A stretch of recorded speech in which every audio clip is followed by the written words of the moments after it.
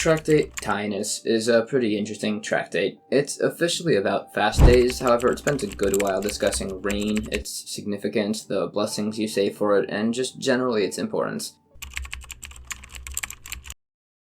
Chapter 1 will begin by discussing these points. The first Mishnah begins by discussing the two additional prayers added to the Amidah for rain. The first one, the prayer of Ma'ashiv Haruach Umorid Hageshem. Rabbi Eliezer says we start adding it to prayer from the first day of the holiday of Sukkot, while Rabbi Yeshua says to start from the last day of Sukkot. Now, praying for rain from the first day of the holiday of Sukkot might be a bit problematic, as you're meant to stay and eat outdoors in a sukkah. So, Rabbi Eliezer would say that you don't say a prayer for rain, rather the prayer is one that mentions rain, that it should fall in its due season, starting after Sukkot. And you don't say such a prayer even during the summer, as it should only be close to the rainy season. A third opinion, Rabbi Yehuda, says that we start adding this rain prayer on the last day of Sukkot, but specifically only starting from the additional Musaf prayer, and you similarly end the recital of this prayer on the additional Musaf prayer of the holiday of Passover. The Gemara says that it's bringing this point on laws of prayer in the section of tractates involving holidays, as a prior tractate of Rosh Hashanah mentioned that by the holiday of Sukkot, people are judged in regards to the rain that will fall. So now we're continuing on this topic here. The Mishnah referred to rain as the powers of rain, because based on some verses, rain descends with the power of God. It also brings the source for saying rain in the Amidah. Another teaching based on some verses, God has 3 keys that, save for some rare exceptions, are basically never entrusted to an agent. The key of rain, the key of childbirth, and the key of the revival of the dead. Some add the key of sustenance, some say that's included in rain. There's argument of whether Rabbi Eliezer derives his opinion from the mitzvah of lulav or of the water libation service, which will determine whether we start saying the rain prayer by day or by night. And we bring a source that it's learned from the lulav service, which would mean it starts by day. Some hold, the same way we mention the resurrection of the dead all year, even though it'll only occur in its due time, we also say the prayer for rain all year, even though it'll only happen in its due time. Others disagree, saying that the rain season has a specific time, but the resurrection of the dead can happen any day. Others hold we do learn the prayer from the water libations, which would actually mean, according to that opinion, we would start on the 2nd day of Sukkot. Others say the water libations are actually on the 6th day. We bring some sources for the water libations. We also argue over the days of the performance of the water libation, and which opinion it implies like. We say we have a tradition that it was done on all 7 days of the holiday of Sukkot. There are further arguments on this topic. There's also a separate prayer for dew and winds, which we do say, however, it says that they're not obligatory. As based on a source by Eliyahu and the wicked king Achav, the world could not survive without dew, so it's definitely going to fall. We also bring a source that the world cannot survive without wind, based on a comparison of the wind to the Jewish people, that the world cannot exist without either of them. Based on this, during the summer, if you accidentally say the blessing for wind, it's fine. But if you accidentally say the rain blessing, you have to say it again without it. The inverse applies in the winter. If you forget to pray for wind, again, it's fine. But if you forgot to pray for rain, you have to say it again. The same as wind applies to dew. We also say clouds and wind are not withheld, specifically with early clouds and ordinary clouds. Extraordinary winds are not strictly necessary for things like separating chaff, as you can use a sieve for that. Some other points, clouds and winds that come after rain are secondary to rain. Rain that falls forcefully can raise dust and cause issues. If it falls gently, it's beneficial. It continues to discuss the benefits of wind and clouds after a rainfall and sunshine between patches of clouds. Snow is great for mountains, heavy rain is good for trees, gentle rain is good for produce. It also compares a Torah student to a seed which sprouts, and if he gets heated, it's from Torah, which is compared to fire. Torah scholars are also compared to iron. Some say because they must be steadfast, some say because they support the world with their study. Anyways, in spite of those points, a person should train himself to be calm. A bit of a new topic. 3 people made improper requests, and 2 were answered properly, and 1 was not. The first was Eliezer, Abraham's servant, who prayed that the first girl who offered his camels and him water would be a wife for the forefather Yitzchak.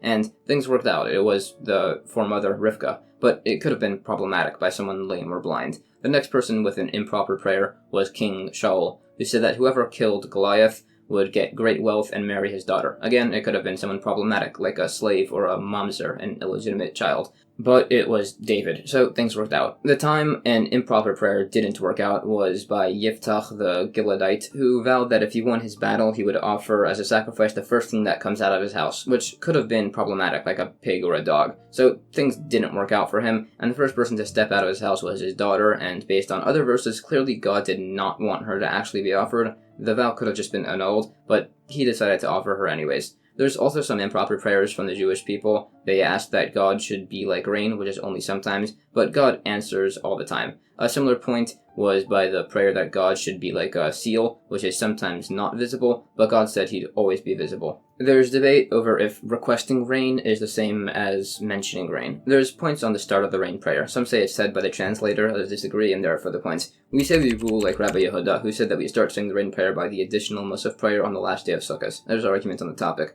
We also discussed the point on the diaspora outside of Israel. We have 2 days by the last day of Sukkot, so some say to say it in the Musaf of the first day, not in between, and then start properly from the second day. Others say to do that starting from the first day, but also say it on the afternoon prayer of the first day. Others say to just start on the first day and just go from there, and others agree. This is the law we hold like. New Mishnah. Now, when does the other rain prayer of the same Tal Umatar go up until? Rabbi Yehuda says we stop saying it by Passover's end. Rabbi Meir says, based on a verse, when the month of Nisan ends. The Gemara says that the verse brought references a rain which miraculously fell in Nisan. It also explains the background of this event by Yoel. There was a severe famine. It says the first year they ate all their food in their houses, the second they ate of their fields, the third year they ate all their kosher animals, the fourth they ate their non-kosher animals, the fifth they ate bugs and similar, the sixth they ate the flesh of their sons and daughters, and the seventh they ate their own arms, fulfilling a verse. Then the prophet Yoel told them to sow their fields, and they found grain lying around, hidden in holes.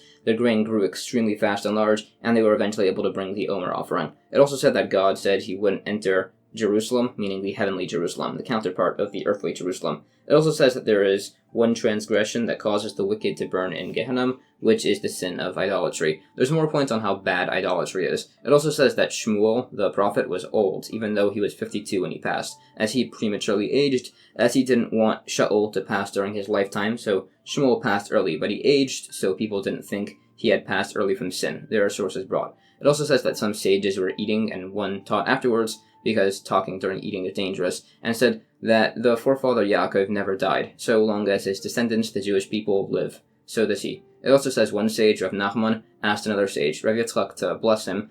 So the sage said it was comparable to a man who rests beneath a shady tree with fruit and a stream, so it already has everything. So he blessed it that his shoots planted from it should be like this tree. So too should the sage's offspring be like you. We further define the types of rain and the times they fall. We possibly rule that the last of the Yora variant of rain falls on the first of the month of Kislev. Others disagree, it's discussed. We need to know the times of these specific rainfalls. The first rainfall to start praying for rain, the third to know when to fast, and the second is relevant for some vows. And also on giving your field's produce to the poor, and for which paths you're allowed to walk on, and to disposing of sabbatical year produce from your house, mainly straw and stubble. We further define certain types of rain and some others. Some say it's good if rain doesn't fall in the month of Teves, as either then the roads are in good condition and people will travel to study Torah, or it's because it won't blight the crops. Others say it's good when rain falls, but that's where there was no rain in prior months. If rain falls on only half a province, people say that's not a curse, unless it falls hard enough that it damages crops. Some also add a prayer of thanksgiving for when rain falls, starting from when puddles form that rain falls into. Some say rain is greater than the resurrection of the dead, as the resurrection of the dead is for the righteous, and rain is for everybody. Some say they're equivalent, so we say the blessing for rain in the blessing for the resurrection in the Amidah. Some say, based on verses, that a day of rain is as great as the day of the giving of the Torah. Others say it's even greater. There are similar points brought, and we say Torah learned by someone with good character is like dew, which is beneficial, and if learned by somebody who does not befit a Torah scholar, it will break him like harsh rain. We further bring points on the importance of learning Torah for the right reasons only, and how if done for the wrong reasons, like your own glorification, it'll not go well for you. There are similar points taught. We also compare Torah to fire, as fire catches on lots of wood together, so too Torah study is not retained by somebody who studies alone. It lists many things about how improper it is to study Torah by yourself without a study partner. We also compare Torah to a tree, as a small piece of wood can be used to ignite a large one, so too young students sharpen the minds of older ones with their questions. A sage said that he had learned much from his students and from his colleagues, more than his teachers, but from his students he had learned the most of all. It lists more points on being a student of proper character in this regard. Torah is also compared to water, which flows downwards, to teach that Torah is only retained by the humble. Torah is also compared to water, wine, and milk, to teach that the same way those are best retained in inferior earthenware vessels, so too Torah is only retained by the humble. In fact, it says the Caesar's daughter once was conversing with a sage, Rabbi Yeshua ben Hanania, and said that it was a shame that such wisdom was retained in a person who was so physically unattractive. So he responded by asking if her father kept their wine in simple earthenware vessels, so she said yes. So he said that as they were nobility, they should store their wine in vessels of gold and silver. So she did this, and all the wine went bad, which he brought as an analogy for this point. Then she said that there are some beautiful people who are extremely learned, and he responded by saying that perhaps if they weren't so handsome, they would be even more learned. Some say that those three liquids of water, wine, and milk go bad through inattention. So too, Torah knowledge is forgotten through inattention. Some more points on how great rain is. Some say a day of rain is as great as the creation of the world. Some say on a rainy day, salvation grows. Some say rain only falls if the Jewish people have been forgiven, all based on verses. Others say rain falling means the Jewish people are not condemned to destruction. Rain is withheld, according to some, for not bringing tithes. Others say for speaking disparagingly of others. Others say due to brazen people who eventually stumble and sin and are called wicked. Some say rain doesn't fall if you neglect Torah study, which has sources brought. Some say it's withheld for theft, and to get the rain back, you should pray profusely. But it would have been better if you had just been good in the first place. There are more points on studying properly, like having a good foundational base of understanding of a Mishnah before learning others. Also, if a student is greatly struggling, it's because his teacher is not showing him a cheerful countenance. So he should send friends to his teacher to intercede on his behalf. But it says it would have been better if his behavior had been pleasing to the teacher in the first place. Also, if a generation doesn't have rain, it's because they don't pray, and they should speak to somebody who does. There are similar points brought. It's also taught that in the future, all the animals will go to the snake and say that we attack for food, but you bite people for no reason. So the snake will say that it's the same way people speak ill of others without reason or benefit. It further has teachings on the importance of sincere prayer. It's also taught that rain falls for the sake of people who are honest in business. It also says the importance of trusting in God, comparable to a famous story of trusting a weasel and a pit, where a girl fell into a pit and a boy helped her out on the agreed condition that she would one day marry him. They made the pit and the weasel their witnesses. Time passed, the girl waited to marry the boy, but the boy married someone else. The boy had 2 children, one of which was killed by a weasel, and the second fell into a pit and died. He told the whole story to his wife, who told him to divorce her to marry the first girl, which he did. It's also taught that if you better yourself in this world, you're judged more strictly and precisely above. We bring sources. It's also taught that if you joyfully bear suffering, you bring deliverance to the world.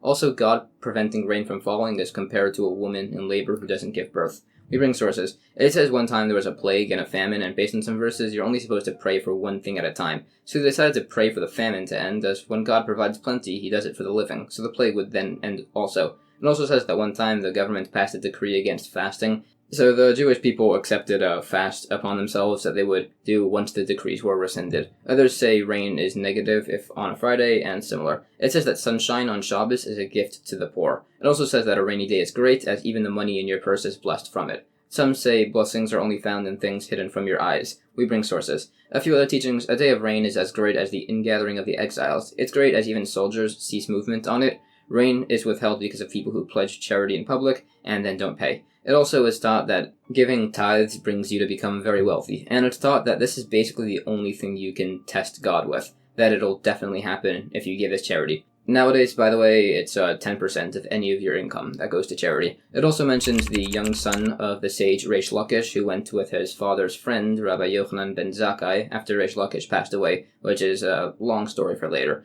It also says that rain is given even for the sake of one individual, although prosperity is given for the sake of many. But we see that many great leaders, Moshe, Aaron, and Miriam, had 3 great gifts given in their merit alone: the manna in the desert from Moshe, the clouds of glory from Aaron, and the well of Miriam from Miriam. It says that when Aaron passed, the clouds of glory disappeared, which is why the king of Arad thought it would be a good time to attack the Jews then. It says, however, that all 3 of these gifts returned in the merit of Moshe alone, and all disappeared in the same month that Moshe passed. So we see prosperity on behalf of one man, so we say no, as Moshe prayed on behalf of many, so he's regarded as many people. It also says a story that the sage Rav Papa would teach a class, and 3 sages who would attend the class.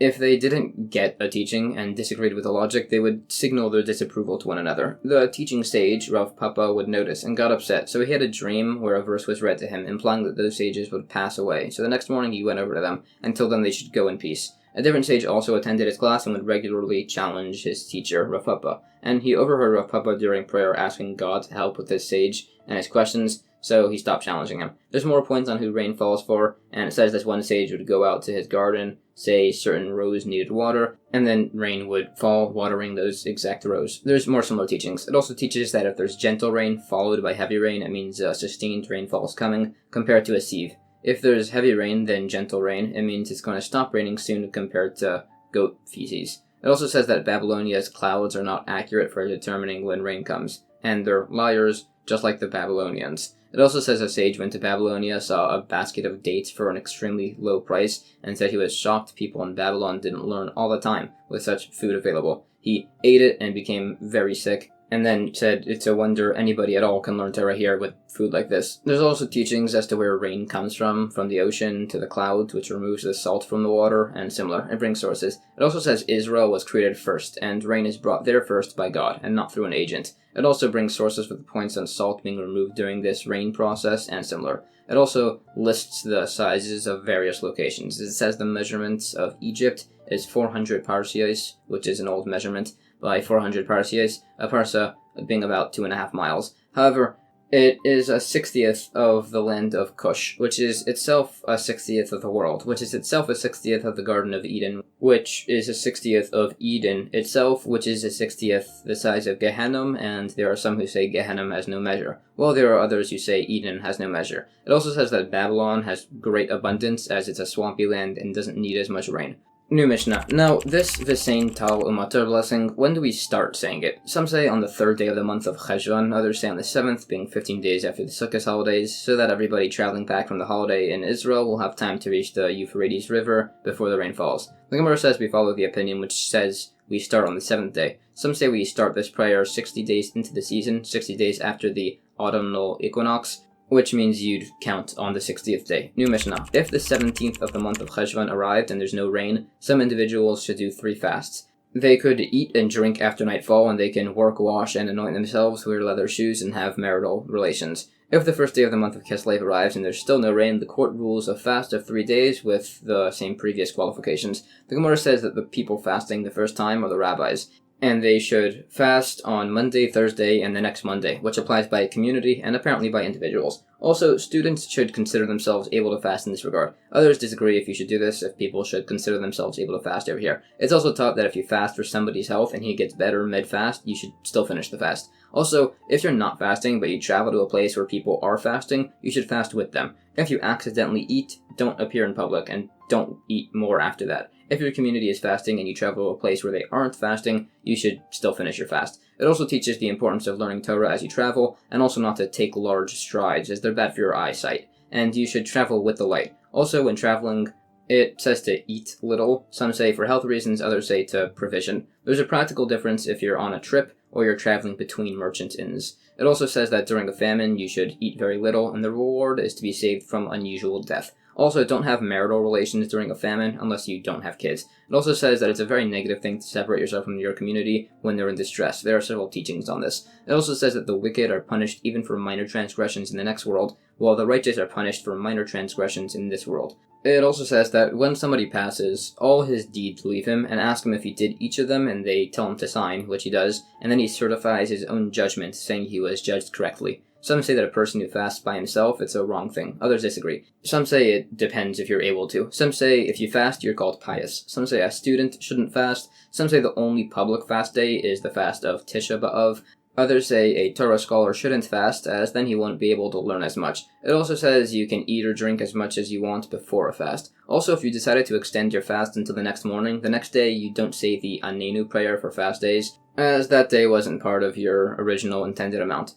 It's ruled by an opinion that you may fast in hours for parts of a day, along with a few other miscellaneous teachings, such as that Moshe served during the 7 days of the tabernacle's consecration in a white garment without a hem. Some say you can only accept a half-day fast if you didn't eat anything during the first half of the day, the significance being where you decided to start your fast in the middle of the day. There are proofs, exceptions, and similar teachings. Some say you should accept a fast at the time of the afternoon mincha prayer, some say during the prayer. We argue on the source. There's also discussion as to how sleeping mixes into the fast start. Some say that you can't eat after that, others say it's fine if you dozed. Dozing is defined as being half asleep, where you can't think an original thought, but people could remind you of stuff that you'll remember. Also, some add that you should explicitly clarify that you're doing a private fast, so you don't have the stringency of a public fast, like no shoes. The point on shoes is argued. Some would wear the upper parts of their shoes, some would switch their right and left shoes, some would do nothing, as again in Babylonia, they only fasted by Tisha B'Av. Some say if you can't fast on a day you said you would, you can hold it off and do it on a different day.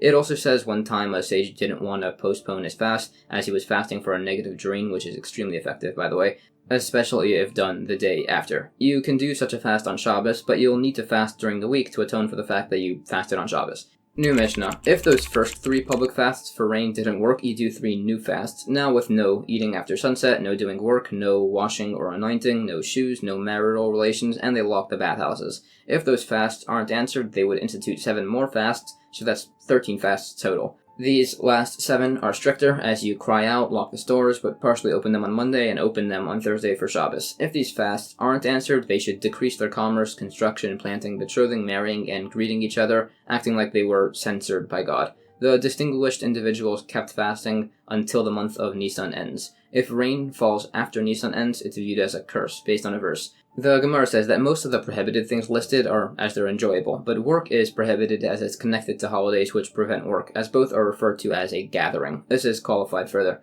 The schedule is that on this fast, from morning to midday, you scrutinize the affairs of the town. After, we read from the Torah and the Haftorah, and at the end they pray for mercy. We bring sources. If a fast is instituted due to mourning, such as the fast of Tisha B'Av, or for an actual mourner, there's no washing from cold or hot water. If the fast is forbidding pleasure, you can only wash with cold water. The proof is that we lock bathhouses, but people can still wash in rivers. We also say you can immerse in a mikvah, which is to include even in a hot spring if cold water is not available. We also add some potential qualifications to fast days. Working at night is allowed, wearing shoes is allowed while traveling, washing your face, hands, and feet is allowed by a public fast day with hot water. Therefore, the points on this, along with prohibitions of haircuts, but allowing with a razor. It also says that a girl who's being presented to suitors for marriage should be able to put on makeup and braid her hair during a fast, but not a minor girl, as they are not eligible for marriage. This is all to argue over the point on bathing. We rule that a mourner cannot wash his entire body with cold or hot water during his 7 days of mourning. He may wash his face, hands, and feet with cold water, but no anointing himself unless it's to remove dirt. We also list the additional blessings added during the fast, whether public or private, and where they're added in prayer. There's argument if you can establish an individual blessing for yourself. After further argument, it's ruled that the Anenu prayer is said in the Shomea Tefillah prayer, which it is. We rule that pregnant women in this situation fast only the middle fasts. We also said we cry out on the fast. Some say this means we blow the shofar, others say it means we blow the shofar and say the Anenu prayer. This is debated further, along with the uses of a shofar or similar by a Shabbos, potentially, and some additional discussion. There's a story where once a community did 13 fasts, but they still weren't answered. They considered doing more, but decided not to so as not to trouble the community. Some say this limit to fasts is only by rain. There was also a community who needed rain during the month of Tammuz, so they were told to say the prayers like by individuals, not by a community. This is argued, but that's what we decide. In regards to opening the door of your store on Mondays and Thursdays, we say you open your door on Monday a little towards the evening, and all day on Thursdays for Shabbos. If your store has 2 entrances, you lock one of them. If you have a platform which conceals your store entrance, you can open it like normal. We also said we decrease building and planting. This is joyful building and planting, by building a wedding chamber for your son or planting a royal garden. In regards to not receiving greetings, it says if somebody offers you one, enter quietly and solemnly and wrap yourself and sit like a mourner until God shows mercy. It also says an important person should only wear sackcloth if he knows he will be answered, like Yehoram, son of Achav.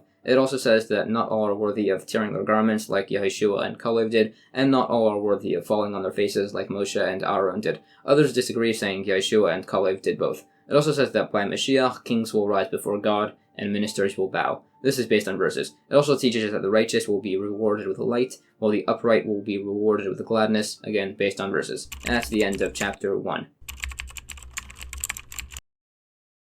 Chapter 2 of Tractate Tainus begins by discussing the exact order and procedure of a public fast day. The mission starts by saying we bring the ark, like the Torah inside, to the town square, put ashes on it upon the head of the Nasi, the prince and leader of the community, and upon the head of the chief of the court. Then they say some prayers about the importance of repentance. The prayer is led before the ark by an elder who knows prayers and has children and an empty house, so he'll do a good prayer. After everybody says the Amidah, the prayer of 18 blessings, he repeats it with 6 additional blessings, totaling 24. The blessings are those of Zichronos, Shofros, Tehillim, Psalms 120, 121, 130, and 102.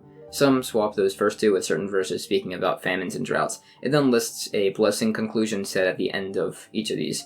There was one time where they did this, and after saying the blessing, instead of saying Amen, they responded with Baruch Shem and blew the shofar. The sages said that we should say Amen, and Baruch Shem was said at the temple. On the first of the 3 communal fasts, the Kohanim, members of the Mishmar group, fasted most of the day, and the Kohanim members of the Beis Av group did not fast. On the second fast, the first group completes their fasts, and the second group does most of their fasts.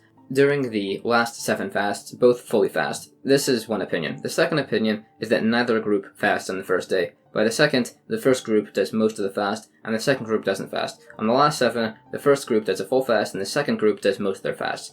The first Mishmar group can drink wine at night, but not by day. The second Beis Av group cannot drink wine by night or day. Both cannot get haircuts or do laundry until Thursday for Shabbos. There was also this text back then called Megillas Tainus, which recorded minor holidays that you don't fast on. If it says not to eulogize on the date, you can't do it on the day before. Some say the day after. If it says not to fast on the date, some allow fasts the day before and after. Some don't the day before. We do fast starting Monday, Thursday, Monday, and we don't start Thursday, as then people will purchase more food and it'll disrupt the price levels. This applies by all the sequence of fasts. No fasting on Rosh Chodesh, Hanukkah, or Purim. Some say that if you start a fast and it runs into one of these holidays, you end the fast on that day early. Some say that you do that also on a Tisha B'Av that falls out on the eve of Shabbos. The Gemara is an opinion that this whole procedure with the ark and the ash applies by the last 7 fasts. We also have the heads of the community put ashes on themselves first, as we are saying that they are distinguished to ask for mercy for everybody. Everybody puts ashes on their own heads, but the heads of the community have the ashes put on by somebody else, as it's more humiliating when done from somebody else. The ashes are put where the tefillin are worn. Some say we go out to the town square, some say so we're doing this humiliation in public. Some say it's so we're exiled from our synagogue. There's a practical difference if you're going to a different synagogue. We bring the ark out to show the degradation due to our transgressions. We wear sackcloth. There is similar explanation for each step of the process. Some say we go to a cemetery, some say because we're considered like the dead, some say because we want the dead to beg for mercy on our behalf. There's a practical difference by the graves of idol worshippers. It further expands on these points and the repentance of the people of the land of Nineveh by Yonah. They kept their animals separate and returned everything that they had stolen. Even if a palace had been built atop a stolen beam, they had to tear down the whole palace to return it. There's further points on the attributes of the prayer leader. You should be humble, with a good voice, and expert in lots of Torah areas, and similar. When we said his house should be empty, it meant it should be empty of sin. He should also have a good reputation from his youth. It then lengthily expands on all of the blessings said. These, and the point on Kohanim drinking wine and getting haircuts, are expounded on. Also, a Jewish king must have his hair cut every day, a Kohen Gadol must have his hair cut once a week, and a regular Kohen once every 30 days. We bring sources. Some didn't allow Kohanim to drink wine, as the temple could be rebuilt with Mashiach's coming at any moment, so they need to be ready, but he can just get a haircut then if he needs to. So there's debate if you can drink a bit of wine, and the travel will wear it off. There's further points expounded on this. It also says some of the minor fasts, such as that the Roman government once decreed a ban on Torah study, Shabbos, and circumcision, so they asked the advice of a Roman matron who frequently met with Roman nobles, and she advised them to protest at night about them being singled out with these decrees. It worked, so there was a minor holiday instituted. There are further points, and there's a disagreement on who we hold like by no eulogizing the day before or also after. It also lists the dates and rules by several other minor fasts, such as the day of Nicanor, who was a Greek governor who used to boast he would destroy Jerusalem. So during the Hanukkah Wars, the Hashmonaim captured Nicanor, cut off some of his fingers and toes, and hung them by the gates of Jerusalem. The other minor holiday was the day of Tyrannus, a ruler who wanted to kill 2 righteous men, Lulianus and Pappus, for some accused crime, and said they should be saved the same way Hananiah, Mishael, and Azariah were saved. So they responded that those men were saved from Nebuchadnezzar, a proper king, so a miracle was brought through him. You, Tyrannus, are not a proper king. So the only reason this is happening is so God could avenge us on you. They were executed, and immediately officers arrived from Rome with an imperial edict against Tyrannus, and broke his skull open with clubs. So that was also a minor holiday then. Some say a sequence of fasts that are partially interrupted on Rosh Chodesh, Hanukkah, or Purim are 3 fasts. Some say it could be with 1. Some say that on those days you actually do a full fast, and that's the rule we hold like. That's the end of chapter 2. Chapter 3 of Tractate begins with a Mishnah going through some unique variations on fast days. The previous points were on typical rain delays. In the event that the crops change, growing abnormally, we immediately do the full lengthy 7 fast day sequence, and this is also done if the first rains fall, but the second don't, as this will cause a food shortage. We also begin with the full sequence of fasts if rain fell for trees but not for crops, or vice versa, or if rain fell for trees and crops but not for water holes, ditches, and caves, or if a city was singled out without rain, they fast and cry out, and the surrounding cities do just a regular fast. Some say the surrounding cities cry out but don't fast. The same, and its argument applies by a city singled out with disease or a building collapse. Disease is considered that within a population of 500 able-bodied men, 3 people die once per day over 3 days. The following calamities, everywhere that hears about them cries out as they spread. Wind blasts, drought that causes grain to wither and yellow, a specific species of plant-devouring locusts, dangerous beasts that are attacking people, and invading armies. Some examples are given. There was a fast instituted for wind blasts the size of an oven's mouth, which will be explained, and for wolves in an area, some say that ate 2 kids. Others say they were just seen. Some negative events that we say the Anenu prayer even on Shabbos, a city being attacked by hostile non-Jewish people, a river that's threatening to flood, or a ship that's in danger of sinking. Some say we don't add the prayer, we only call for assistance. Some add disease into this list, others disagree. Basically, we cry out on behalf of a community for most calamities, besides for excessive rain. There's a famous story where there was no rain. So the people went to this sage, Chani Hamagil, Chani the circle maker, due to this story. So they asked him to pray, which he did, but there was no rain. So what he did was he went out, drew a circle in the ground around him, and said he would not leave it until the rain fell. So it began to rain a little, but he said that it wasn't as he requested. So it began to rain extremely hard, and he said, again, that's not what he requested. So the rain fell normally. They asked him later to pray for the rain to end, and he said he'd do that once a stone in the temple that served as the lost and found marker was covered with water. Anyways, the sage Shimon ben Shattach sent him a message saying that he would have excommunicated him for acting so bold towards God, but God fulfilled his request, so it was fine. If they start fasting from dawn and rain falls before sunrise, they can stop. If it's after sunrise, they fast for the rest of the day. Some say the line is between midday. There's a story like the view of the latter opinion. The Gemara is a source which says that we fast by the delay of the 3rd rains. This is argued on further. The other points are argued on. There are similar points in crying out due to delayed rain. There's also a story where everybody went up to Jerusalem for the pilgrimage festival, but there was no water. So a very wealthy Jewish individual, Nakdimon ben Gurion, went to a Roman patrician and asked to be lent 12 wells of water to be repaid by a certain date. So it was agreed and the day arrived, but it still hadn't rained. So the patrician asked for the rain, or the money. So he told him the day isn't over yet. So this kept happening every hour, the patrician asking him for the rain or the money, and him telling him the day isn't over yet. And eventually the patrician just said that there's no rain all year, you really expect it to fall now, and then he went into a bathhouse. So Nakdimon went to the temple and prayed, and it rained so hard that it filled up all the wells. So they met up, and the patrician said, fine, you were right, but the rain fell after sunset. So Nakdimon went back to the temple, prayed again, and the sun shone through the clouds, showing that it was still day. It also says that the man's real name was Buni, but he was called Nakdimon, as that means to break through, like the sun did through the clouds.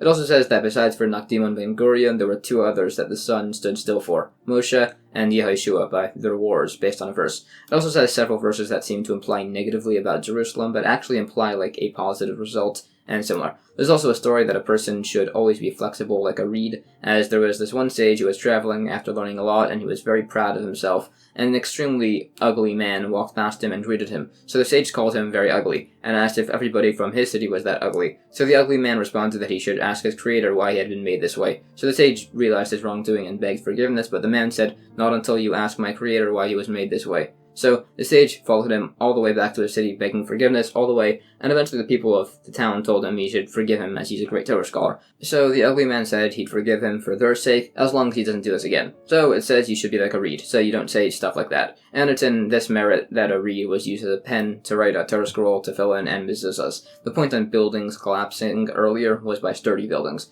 This is discussed further, along with the point that there was this old, dilapidated wall that the sages wouldn't walk beneath, but they did whenever they were with this one great sage, Rav Ada bar Ava, who had great merit, so the wall wouldn't fall. There are other similar points, such as that someone did this with him and he got upset as he didn't like his merit being used for that, and you shouldn't rely on miracles. The great things that the sage, Rav Ada bar Ahava, had done was that he never ever showed anger in his house, he never walked before somebody greater than him, he never thought Torah in a dirty alley, he never walked 4 cubits without wearing tefillin or studying Torah, he never slept in a study house, not even a nap, he never rejoiced when his fellows stumbled, and he never called people by their nickname, and some even say by their surname. It also says some other great actions by sages, such as Rav Huna, who would travel around every once in a while inspecting the walls, and if there was a dilapidated wall that the owner couldn't afford to repair, he'd pay for it. He also bought all the leftover produce from growers, so that way they would bring lots of it on Fridays, and then he threw them out and didn't give it to the poor, so that way they wouldn't rely on him and not have food for Shabbos. He didn't give it to animals because he held that human food shouldn't be given to animals. He would also give out free medicine to everybody, and some say he knew the ways of the demon Shifta, which attacks people who eat with unwashed hands. So he supplied water for hand washing. Also, whenever he ate bread, he would open his door and let anybody come in and eat. The sage Rava said he could keep all of these, besides for the last one, as his city had way too many poor people and he'd run out of food eventually. It says a story that there was these two sages, Reb Yochanan and Ilfa, and they had no money, so they decided to start a business, and they were walking past a wall, and Reb Yochanan heard 2 angels saying that they should push this wall on them, as they aren't learning Torah and doing business, but the second angel said no, because one of them will attain greatness. So Reb Yochanan left back to the school, and after a while Ilfa returned, and Reb Yochanan had become the head of the school, and he said that if he had stayed, it would have been Ilfa that would be the head of the school. Then Ilfa decided to demonstrate that he still knew a lot, so he balanced himself atop a shipmast and said that people should challenge him with questions, and if he couldn't answer them, he'd jump off into the ocean, and he was able to answer everything. There's yet another story about a sage named Nachum Ish Gamzu, who was totally blind, had no hands, legs, and was covered with boils, and he was lying in a dilapidated house on a bed with his legs placed in buckets of water so ants didn't crawl up on him. His students wanted to move him out, but he said to take out everything but him first, and when they eventually took him out, the building collapsed. So they said, "You're clearly very righteous. What happened to put you in this state?" So he said that once he was traveling with a bunch of food and drink, and a poor man asked him for food, so he told him to wait until he unloaded his donkey, and as he was halfway through doing that, the man died from hunger. So the sage prayed that he should become blind with no arms or legs and have boils because of what he had done. Also, the sage was called Nachum Ish Gamzu because he would always say, Gamzu B'Toiva, this too is for the best. There's a famous story about this where the Jewish people wanted to send a gift to the Caesar, so they asked Nachum Ish Gamzu to go, as he was accustomed to having miracles happen for him. So they filled a chest with gems and pearls and sent him with it. Along the way, he stayed at a place whose owners snuck on over to the chest, emptied it, and filled it with dirt. The next day, he saw the dirt, said, this too is for the best, and traveled on. It was brought to the Caesar, who was very upset when he opened it, thinking the Jews were mocking him. So Nachum said again, this too is for the best. So Eliyahu the prophet appeared as a Roman official and said, Avraham, the forefather, threw dirt and straw at his enemies, and it turned into swords and arrows to defeat them. So perhaps this is the same. So the Romans tested the dirt on a city they were unable to conquer, and they used the dirt, and it worked, and they conquered the city. So, as thanks, they filled up the chest with gems and pearls, and gave it to Nachum, and sent him away with great honor. Anyways, Nachum traveled back the same way, staying at the same place he had before, and told what had happened to his hosts, the men who had stolen from him. So they took all their dirt, brought it to the Caesar, and it didn't work, and they were executed. It further qualifies as what counts as a disease for this fasting severity. It gives some instances and discusses some similar points. It also says one town which was spared from plague, and the merit of a man who lent out his hoe and shovel for burials. Similarly, there was one town that was spared from fire, as there was a woman who heated her oven and let her neighbors use it. It further gives examples of when fasts were instituted. It also says that there was a surgeon named Abba, who merited to be greeted by the Heavenly Academy every day, as he would run his clinic in a very modest manner, and also he let people pay whatever they wanted, without him knowing, and he would never charge a Torah scholar, and would give them some coins as they left. Some sages wanted to test him, so they took his rugs, and the next day tried to sell them back to him, and he didn't accuse them of stealing, so they asked him what he had thought had happened, and he said that he assumed that somebody had been kidnapped and they needed to raise money to ransom the individual, but they were embarrassed to ask him. So they tried to return the rugs, but he didn't take them, saying that he had already assigned them to charity. A different sage, Abaya, received heavenly greetings every Shabbos Eve, and the sage Rafa received greetings once a year on Yom Kippur, so he was a bit distressed about this, but he was told it's enough that your city is protected through your merit. Another story, a sage met Eliyahu the prophet in a market and asked if there was anybody there who was worthy of the world to come. So Eliyahu said no, until one man walked by who wasn't dressed like a Jew. And Eliyahu said yes about that man. So the sage asked the man what he did, and the man said he'd speak to him tomorrow. So he met with him the next day, and the man said he's a prison guard, and he imprisons the men and women separately, and puts his bed between them so that way they don't do anything improper. He also said that he had saved a few Jewish girls. For instance, there was a betrothed young Jewish girl under his watch, and he saw some of the others eyeing her improperly, so he threw some of his wine dregs on her lower dress and told the men that she was menstruating so that way they'd leave her alone. He also said he wasn't dressed like a Jew, as he came and went amongst non-Jews, and it allowed him to hear what decrees were being passed, so he could go to the sages and have them pray for mercy, if necessary, which is actually why he had told him to hold off that previous day, as he'd been busy with that. Also, two brothers went to the market, and Eliyahu the prophet said that they too had a share in the world to come. The sage asked what they did, and they said that they were jesters who cheered people up, and ended quarrels to make peace. It further goes through the list of other calamities that we cry out for, locusts and other bugs. Some say even if we see a single wing. A wild beast outbreak is if it's seen in the city, or by day, or chased two people, or tore two people apart instead of eating them, or if it climbs to a roof to take a baby from its cradle, even if it's in a hunter's hideout. It also qualifies if it's different combinations of these options. In regards to a war, this applies even if the army is just passing through. We cite verses about this from the incident when King Yoshiyahu, who went to war with the Egyptians, and says that he was shot with so many arrows that his body resembled a sieve. He was punished as he didn't consult with the prophet Yirmiyahu. It also says that as he died, Yirmiyahu listened to what he was saying in case it was improper, but he said that God was righteous and he had rebelled against him. So then Yirmiyahu eulogized him, which is all based on verses.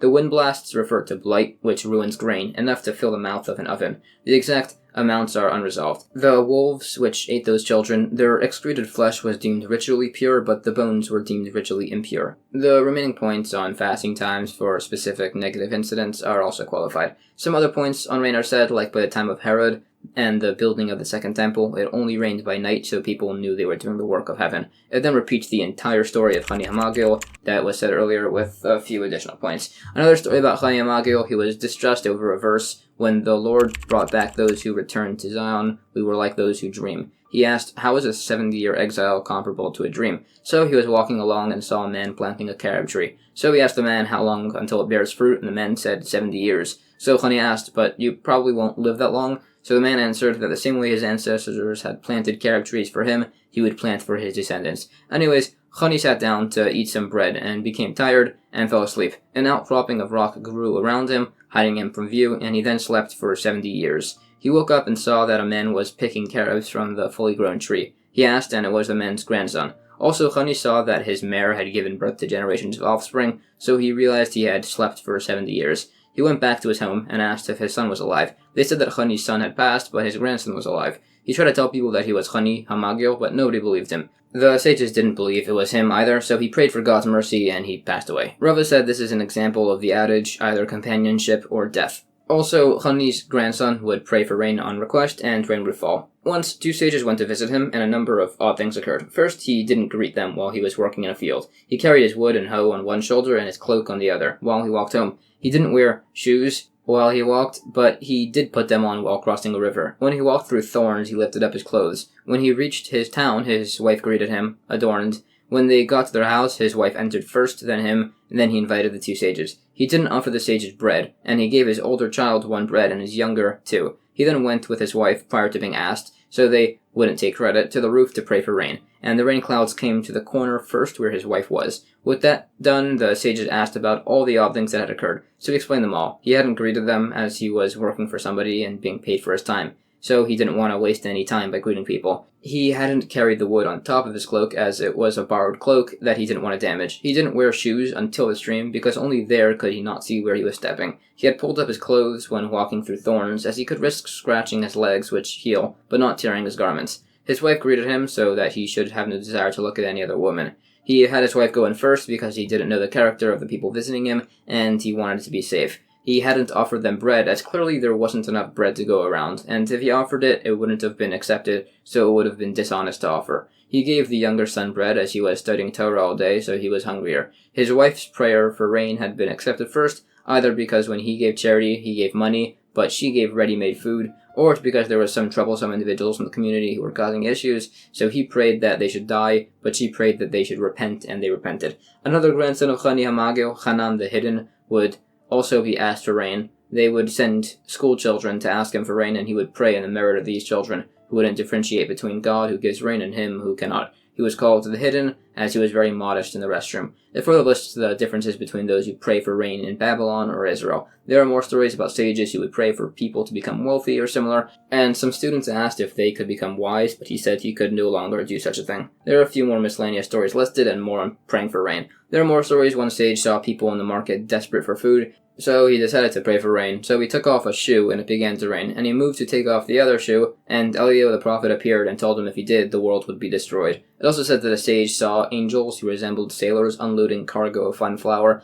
So he told people to not eat it, as it was from a miracle, which is best not to benefit from. And the next day, the normal wheat shipment arrived. There are more stories. One sage prayed because he had a dream which implied good things, as it says that King Shapur told the sage Rava to pray for rain, so Rava did it in a demanding manner, and a ton of rain fell. But Rava's father appeared to him in a dream and told him that he shouldn't have prayed in such a manner, and he should change his sleeping place. He did, and the next morning he found slash marks from knives all over his original bed from demons. There are more incidents of prayer mentioned.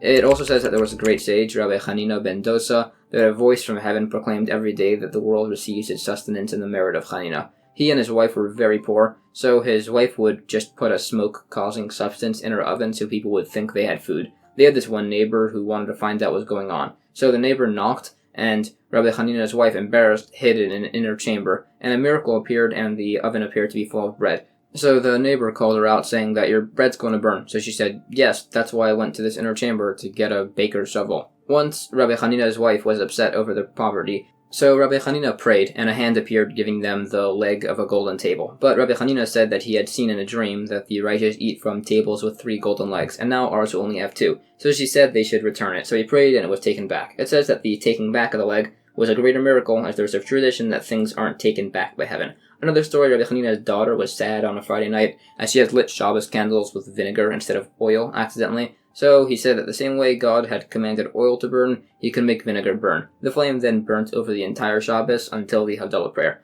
Another story, once people complained to Rabbi Hanina that his goats were damaging their fields, so he said if that's true, bears should eat them, but if not, the goats should come back in the evening carrying bears on their horns, and that's what happened. Another story, Rabbi Hanina's neighbor was building her house, but her beams were too short, so he said that the beams should grow longer, and they did.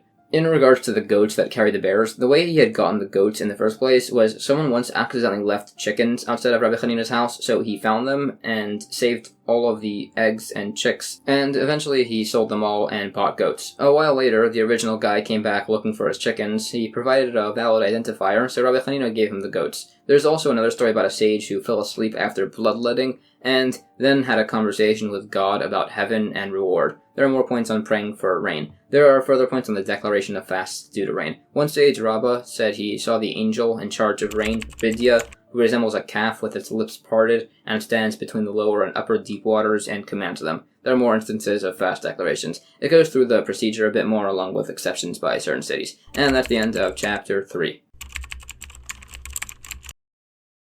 Chapter 4 of Tractate goes further into the laws of fasting. It speaks about several of the major fasts done and also about a minor holiday, which we'll get to. The first Mishnah starts by saying that there were 3 times the Kohanim would raise their hand to bless the Jewish people. 4 times by the morning, additional afternoon, and Ne'ilah prayers. By fast days, by the Ma'amades, and by Yom Kippur. The Ma'amades was basically a system in place back by the temple that 24 groups called Ma'amades represented people in attending the communal offerings in the temple as instituted by the earlier prophets and acting as emissaries to the temple. The Kohanim and Leviim of the groups would go to Jerusalem, and the Yisraelim would stay in their towns and read about the creation of the world from the Torah. The members of the Ma'amades would fast from Monday to Thursday, not on Friday to honor the Shabbos, and not on Sunday, so they don't go from relaxation on Shabbos into fast and therefore become sick. It lists the verses about the creation of the world that are read by the morning and additional prayers. The longer paragraph was read by 2 people and the shorter paragraph by 1. By the afternoon prayer, they said it by a heart, and they didn't do it by the afternoon prayer on Friday so they could prepare for Shabbos.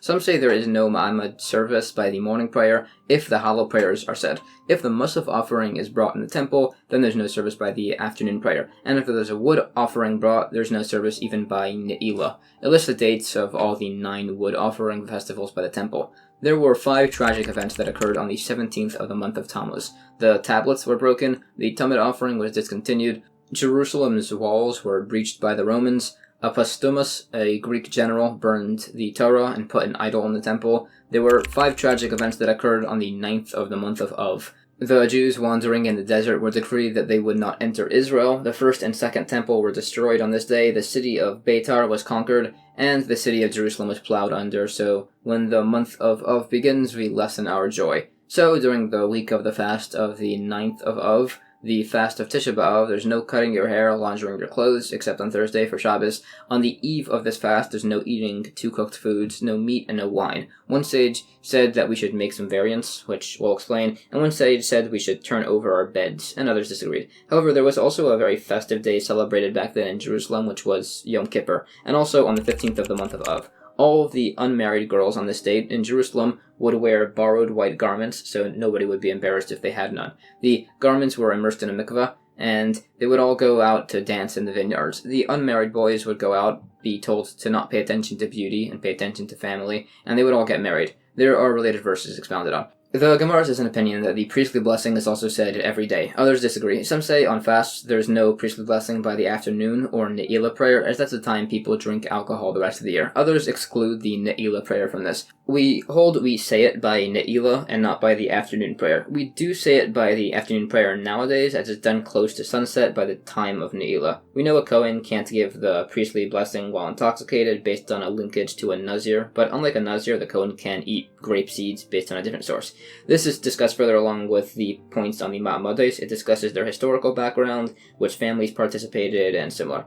The Ma'amodes read from the portion of the creation, as it said that without the Ma'amodes, the heaven and earth will not exist. It also says that Abraham asked God what the Jewish people will do once the temple was destroyed, and they could no longer do any of this. And God said that he established the scriptural section of the sacrifices, and when they're read from, he'll consider it as if the Jewish people had brought offerings in the temple, and he will forgive their sins. The Ma'amodes fasted Monday for sea travelers, Tuesday for desert travelers, Wednesday that children shouldn't contract a throat disease, Thursday that pregnant women won't miscarry and nursing women would be able to nurse, Friday and Shabbos they didn't fast because of Shabbos, and some say they didn't fast on Sunday as the Nazarenes had a holiday on that day, and they didn't want them to take offense. And Sunday is the 3rd day from the creation of man, which happened on Friday, and some say it's because on Shabbos you receive an additional soul, and it leaves when Shabbos ends, which is difficult for you. It gets to the verses, which we said we read. The other points are discussed further. It also mentioned 2 specific families of the pestle smugglers and the fig cutters, which was that basically once the government decreed that no one could bring wood for the temple to Jerusalem or the first fruits to the Kohanim, so what certain families did was bring their fruits and cover them with dry figs and carry a pestle so they could sneak everything past the guards, saying they were just making pressed figs. A similar thing happened to smuggle wood in. They brought in ladders, saying they were for dovecots, disassembled them, and gave them to the temple. It further goes to the identification of certain families and which tribes they were a part of. The other dates are also discussed. We bring the sources for the events on the 17th of Tammuz, that Moshe broke the tablets, and the others, some of which are tradition. We also bring sources for the things that occurred on the 9th of Av and the calculation of dates. It also says what songs the Levium were singing when the Babylonians destroyed the first temple, and it was the same by the Romans destroying the second. It also says the story that when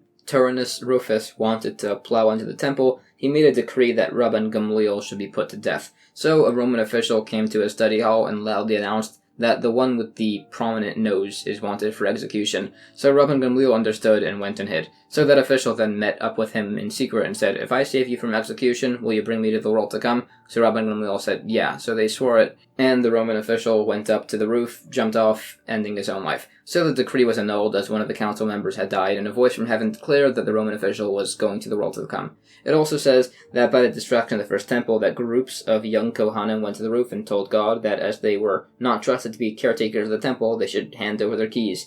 So they all threw their keys up, and a hand of a sort emerged and grabbed the keys. So all the Kohanim then jumped into the flames of the burning temple. It also says the same way we limit joy by the month of Av, we increase joy by the month of Adar. So if you need to have a lawsuit, don't do it in Av, do it in Adar, when you'll have good luck. Some verses are discussed along with disagreement on doing laundry on this fast day. We hold like the opinion that these restrictions apply only during the week of Tisha B'Av and only before. The timing of eating cooked foods is discussed. It also says that the restrictions of a mourner also apply by this fast, so no eating, drinking, anointing yourself, wearing leather shoes, and having marital relations, learning Torah, but you may learn Torah or Gemara in a place you're not accustomed to study. Some don't allow it, but say you can read from the sad passages of Iyov and Yirmiyahu. The points on eating meat or wine are qualified. There are further points on this and discussion on overturning beds. On the festive day of the 15th of the month of Av, it also says that the tribes were allowed to intermarry on this day, and also Binyamin, after all the issues from the book of Judges. Some also say it was the day that those destined to die in the desert stopped dying, and once it stopped, God resumed communicating to Moshe. Some also say it was the day that Hoshea ben Elah, the last king of the northern kingdom of Jerusalem, removed the guards placed by an earlier king, Yeravam, that prevented the Jewish people from making the pilgrimage to the temple on holidays. Some say it was also the day that the dead of Beitar were allowed to be buried, and some portions of the after-meal blessings were added because of it. Some add it was also the day they stopped cutting trees for the altar fire. It also says that if you learn Torah at night, you'll have a longer life. But if somebody doesn't, their mother will bury them, God forbid. By the girls dancing in the field on this day, they all borrowed white garments from each other so nobody would be embarrassed if they didn't have nice clothes, which were immersed, as there's a question of impurity in clothes, even if they're folded in a chest, and the boys used this as a time to find a wife and get married. It also says that in the future, all the righteous will sit around God in a circle in the Garden of Eden, and everyone will point to God, as the verse says, "He shall say on that day, Behold, this is our God, we hoped to him, and he saved us. This is Hashem, to whom we hoped. Let us exult and be glad in his salvation." That's the end of chapter 4, and the end of Tractate Tainus. Alright, that was a lot of information, so here's a rough summary of a lot of the practical takeaways from this tractate. There were communal fast days done in times of distress or emergency. These had a bit of a particular ceremony involving public mourning and prayer, fasting by certain individuals, and several other prohibitions. This was typically done for a lack of rain, which is of extreme importance, and for other emergencies, such as plague, war, famine, or otherwise. There are additions we make in prayer for rain. There are two main additions, which we read in the Amidah prayer, and are done for about half the year during the rain season. There are several major fast days to commemorate particular tragic events. There is the fast of the 17th of the month of Tammuz, which, among several other things, commemorates the Roman armies breaching the walls of Jerusalem during their siege. There is the fast of the 9th of the month of Av, which, among other things, commemorates the destruction of both temples in Jerusalem. However, there's also a day of celebration a few days after, on the 15th of the month of Av, which was the day that all the young men and women in Jerusalem used to go out to the fields and get married, and is a very joyous occasion. And that's about everything. Thank you so much for watching.